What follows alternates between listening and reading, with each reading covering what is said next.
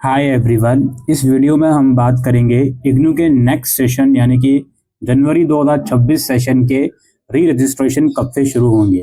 पहले री रजिस्ट्रेशन से रिगार्डिंग बेसिक इन्फॉर्मेशन आपको दे दें, उसके बाद बात करेंगे कब शुरू होंगे और कौन कौन इसके लिए एलिजिबल है।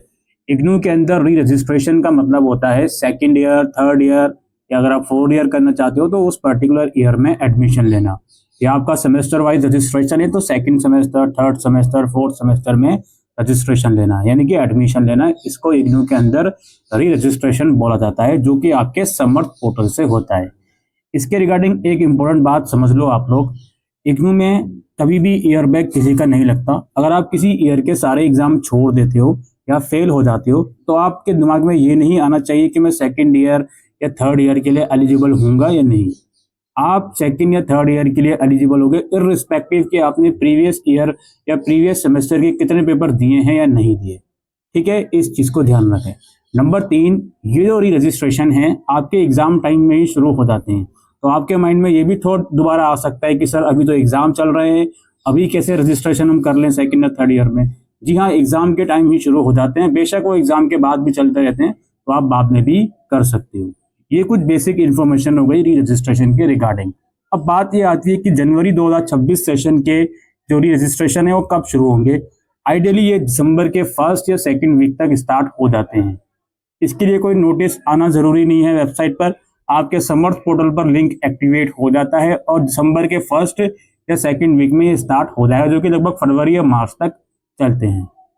अब सवाल आखिरी में यह आता है कि इस री रजिस्ट्रेशन के लिए कौन कौन स्टूडेंट एलिजिबल होता है।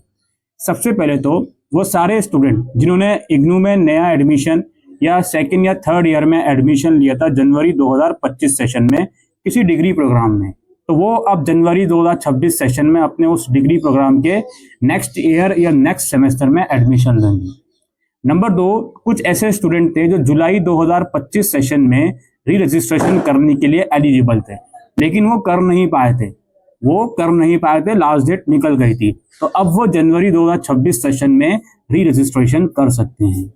और लास्टली वो स्टूडेंट जिन्होंने जुलाई 2025 सेशन में न्यू एडमिशन इग्नू के अंदर लिया है किसी ऐसे प्रोग्राम में जो सेमेस्टर वाइज रजिस्ट्रेशन जिसके होते हैं, जैसे MBA, BCA, MCA वगैरह। MCOM जरूर सेमेस्टर वाइज प्रोग्राम है लेकिन उसका रजिस्ट्रेशन एनुअल ही होता है। जुलाई 2025 सेशन में जिसने एनुअल मोड में प्रोग्राम में एडमिशन लिया है उसे नहीं करना जनवरी 2026 सेशन में री रजिस्ट्रेशन। ठीक है, ये सारी डिटेल इंफॉर्मेशन थी कि आखिर इग्नू के री रजिस्ट्रेशन कब से शुरू होंगे और कौन कौन कैंडिडेट इसके लिए एलिजिबल है। अगर आप हमारे चैनल पर पहली बार आए हैं तो मेक श्योर इसे सब्सक्राइब जरूर करें, हमारा टेलीग्राम ग्रुप जरूर ज्वाइन करें। शुक्रिया।